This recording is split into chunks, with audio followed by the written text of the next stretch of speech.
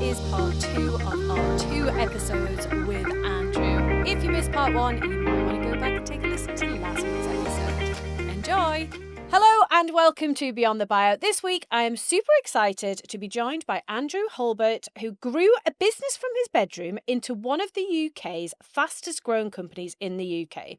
In just 9 years, he scaled the company to over 500 people, winning more than 40 awards and delivering £250 million in contracted services. He went on to create a $100 million in exit value for the business, which generated significant value for all.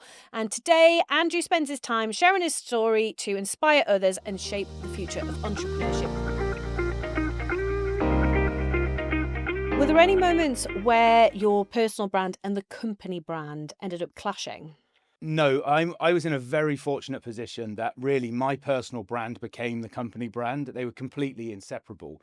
There are problems with that when you come to exit because I was of going to that ask thing. you about that. But everyone knew me as Pareto and everyone knew Pareto as me. It was at one. Partly why my life was 120 hours a week of working was because I had no personal life. My whole thing was just Andrew is the Pareto brand. Now, what was wonderful is when you build your own business, you set the tone. Your values that you want to have are what the business has as its values, and you get to make the decisions. Now, look, my values are social-led, social mobility, looking after people. We had some low-wage workers in our team, so we wanted to make sure that they were supported. I'd seen my mum work in Sainsbury's and my dad in a factory for 40 years. I'd seen what low-wage workers had been treated like and what the challenges that brought. I also deeply cared about marginalised communities in one way or another. So whether it was LGBT+, people from different ethnic backgrounds, neurodiverse people, people who struggle with alcohol, drugs, suicide, whatever it was, I knew I had a strong voice to support them and I had a confidence in doing so. Now, look, I sit here as a straight white, middle class, 6'3" millionaire. I'm not really struggling in life because everything's easy for me, but I understand that that's not the same for everybody. Now, what that enabled me to do with my own brand into Pareto was the 15 senior leaders that we built were diverse in all ways. So in that group of 15, it was balanced men and women. There was representation from all those groups that I've just mentioned. And diversity, by the way, isn't just the color of people's skin. It's the experiences that they've been through. And we used to very nicely call Pareto the home of the broken. So basically, if you've been done over by someone or you've had something bad happen to you in life, you come to Pareto, and as a collective, we are stronger. Now, what really worked for me with that is we had 500 odd staff before I exited. Of those 500 staff, any of them who had insecurities could look up at the very top of the business and the shareholders of the business and see those same insecurities in a leader. And for me, that gave them hope that that insecurity wasn't going to hold them back. And it's very sincere and very real. Now, that is my brand. And so as Andrew or as Pareto, and those things got completely interlocked. And when you got to the point where you were approaching the sale, did you kind of pull back anything in terms of your visibility? How did you handle that? Yes, so very, very deliberately. So we knew that we would be selling in maybe 12 to 18 months. Now, for anyone that sold a business, you don't really know how long it's going to be. You just make your plans. We hired a whole new C-suite. So we brought a new C-suite of people in. We even brought a new CEO in, which for anyone... That felt weird. Well, it was strange, but I sort of come to terms with this idea that if I was going to properly exit through an investment event, I didn't want to be the one sat in front of the new investors trying to convince them that I was the guy that was going to do it. We very deliberately moved me back to non-exec. Yeah. And again, look, just some good advice for people who want to do the same. They moved me to non-exec. We exceptionalized my salary. So it meant then that we were able to bring someone else in on a good salary to run the business. Didn't cost the P&L any more money. I was now only a project non-exec person. I wasn't running the business day to day. So then when we came to the exit and with the investors, yes, I was there and I was in the room, but I was secretary. But also what I committed to do was stay on as a non-exec after the business. And you're still doing that, aren't you? Still do that now. I'm an investor in Pareto now. I still own 7%. Pareto's approaching an £80 million business today. It's a good investment.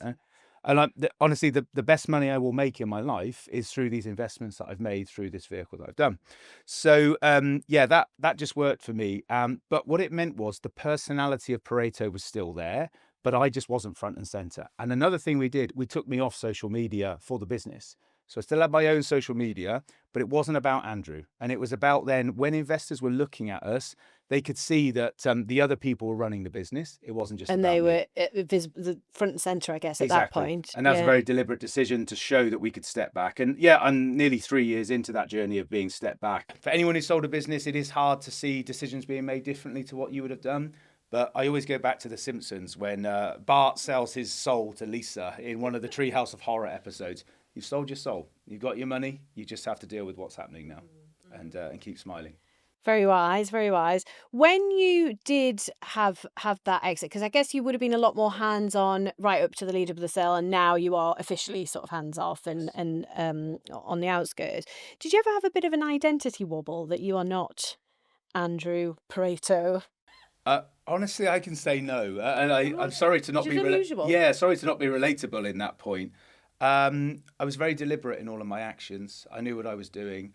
Maybe one of the reasons was I worked with a business psychologist, a guy called Stuart from Pern Candola, shout out to Stuart, for about 6 weeks. And we had 6 sessions where I had a completely open, almost therapy type relationship. Was this after you'd left? No, before okay. The event was done.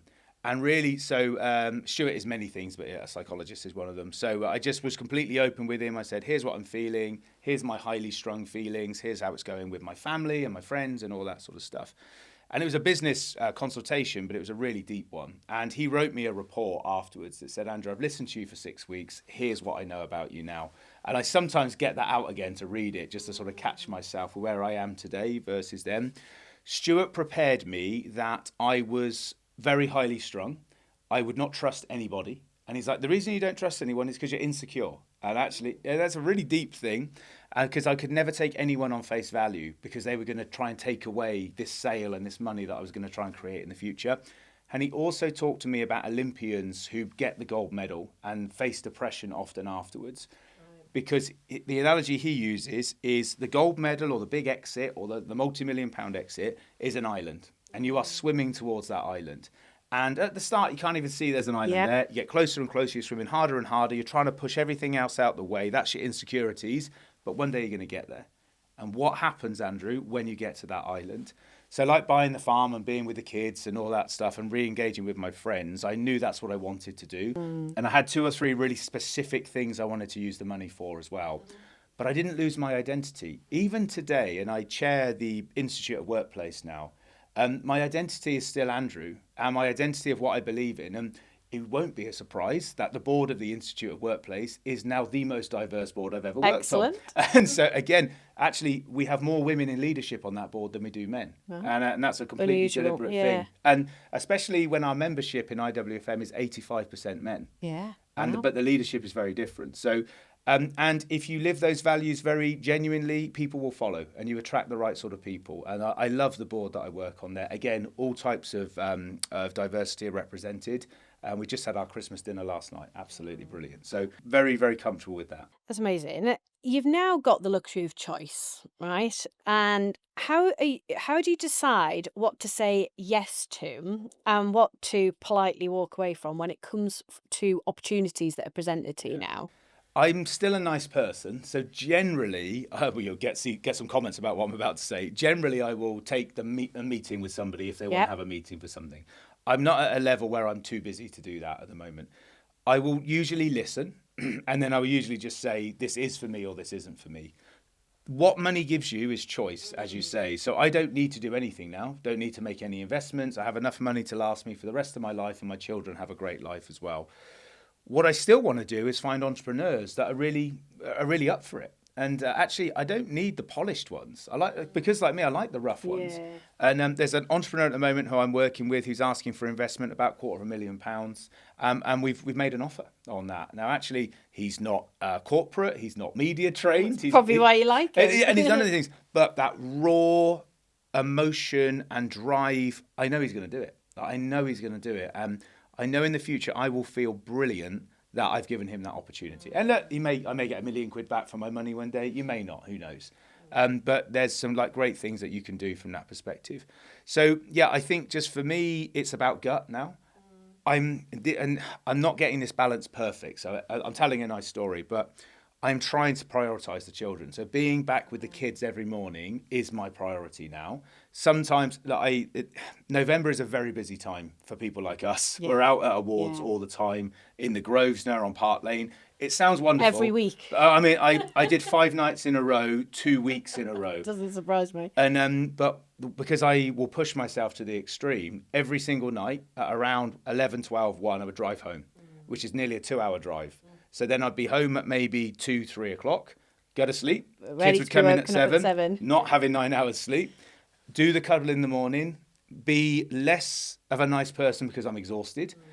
Now, look, when you've done that 4 or 5 days in a row, that is tiring. And there's only so much you can do. So I'm really, really working hard on that balance because I don't want, I feel I have a responsibility and a want with the kids at the age they are to spend as much time as I can with them. Now, I also understand as they get older, especially my daughter, I won't be as cool as I am at the moment. So when I say, hey, do you want to come and drive the 300cc quad bike, which she says yes at the moment too, that won't be the case forever. So now it's all about gut. And when you don't have the pressure of money, you can be really deliberate around what you do and what you say no to.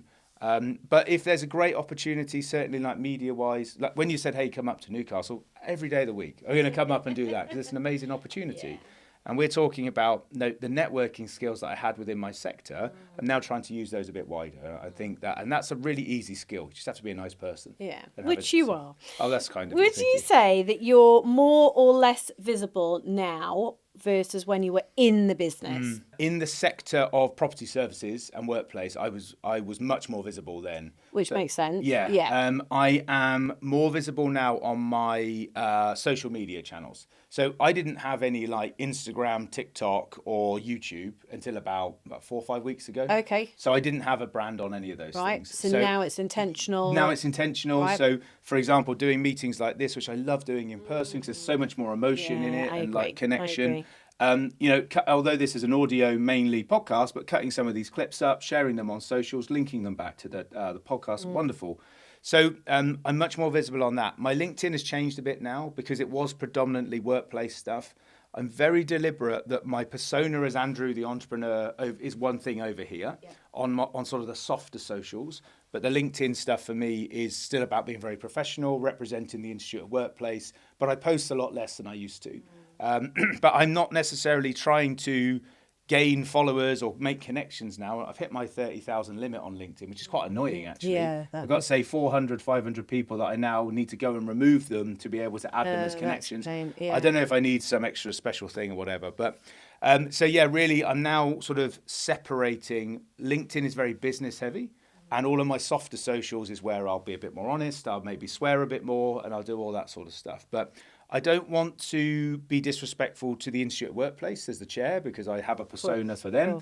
And I still own Pareto in some respects. So I still have to be respectful to that deal that was done on that. One of the things I really like about you on LinkedIn is how supportive you are of other people. Oh, yeah. So when we did our Get Known Club launch a couple of weeks ago, I noticed that you'd reshared some stuff and said this is great and had done that. And I think that's lovely. And lovely, that's a bit of a fluffy word, but I think that's really meaningful when people do that and they're able to use their profile to encourage and support other people. Yeah, So I see you doing that a lot. Yeah, I do, and that's very sincere. The only thing, my impressions on LinkedIn are rubbish these days. I can help you with that. Whatever happened to the algorithm? There's a few things that you could be doing on LinkedIn. Because I think a lot of women at the moment say the algorithm has destroyed female posters on LinkedIn.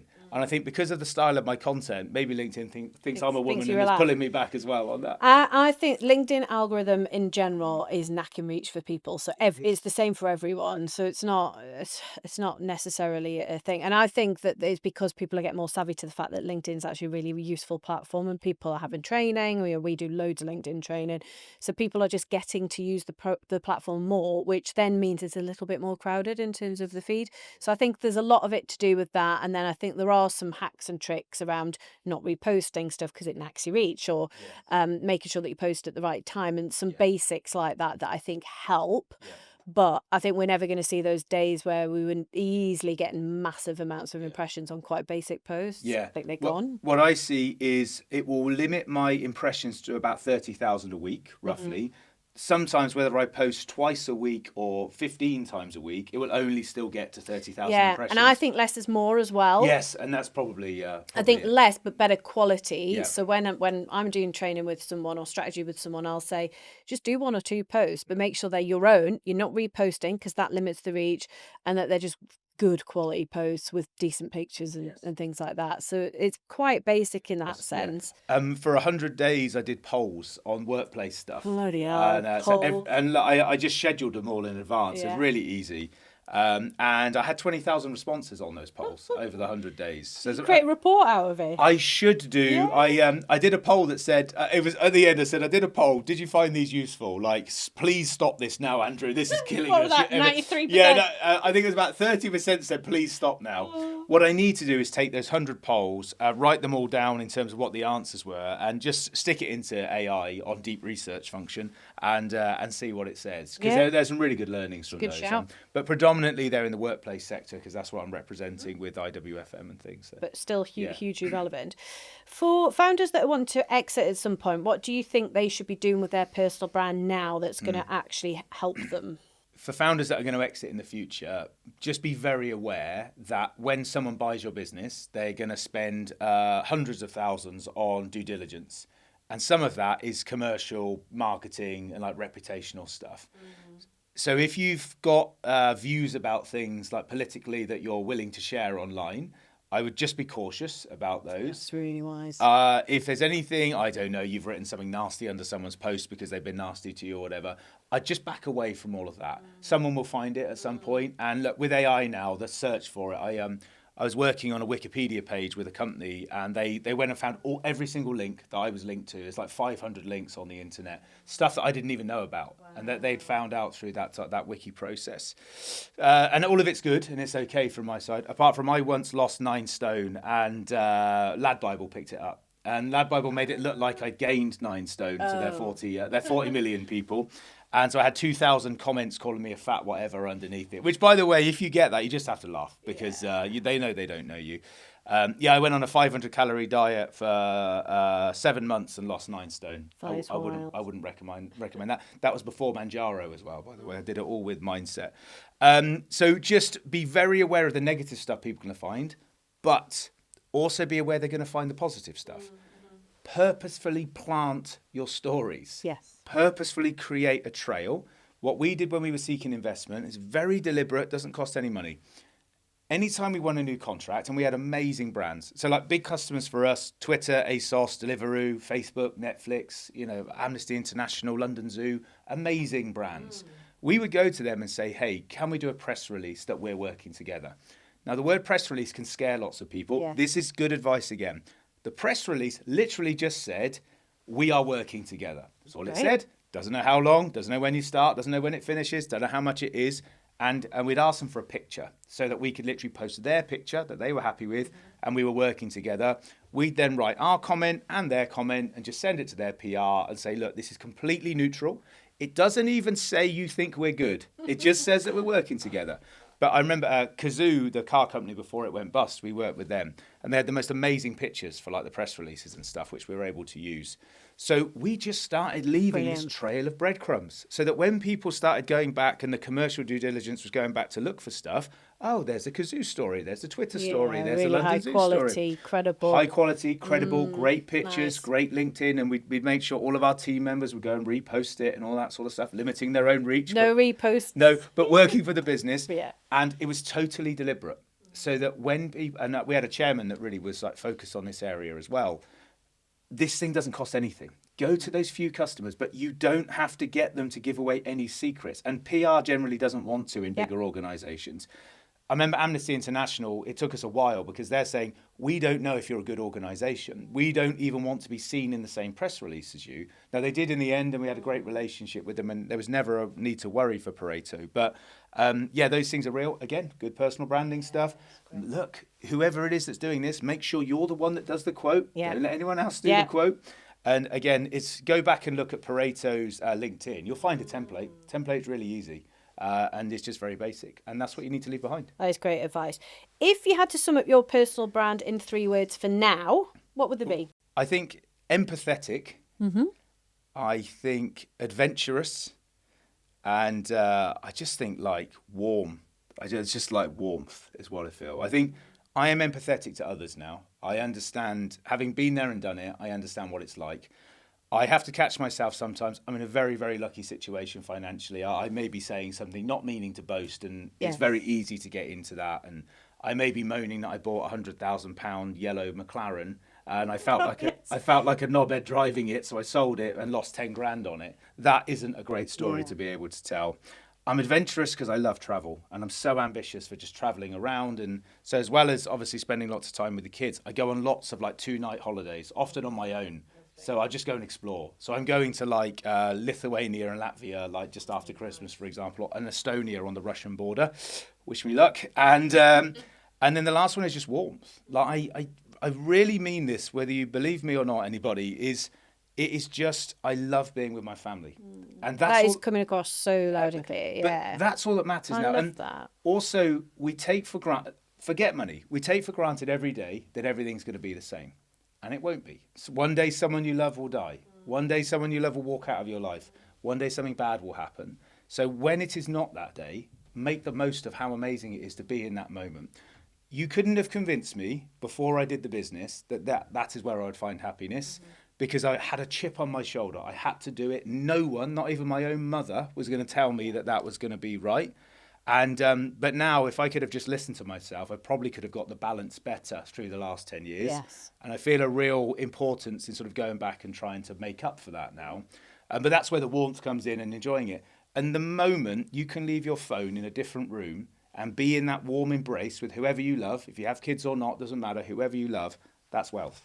And that's what success feels like. And I think that's a perfect way to end our conversation. If anyone watching or listening hasn't come across you before, where's the best place for them to find you? My best social is probably Instagram. That's the one that's growing the best. So _ Andrew Hulbert or LinkedIn. I won't be able to friend request you because of my connections. But you can follow you can follow me and get me in the comments on there. But Fab. And we'll put those links in the show notes to make that super easy. Thank you for listening. If you're serious about growing your profile, take our free profile assessment quiz to see where you're at right now and get hints and tips on how to improve your score. You'll find the link to the quiz in the show notes. If you've enjoyed the episode, it would be mint if you'd subscribe, like, and leave a review. See you next Monday.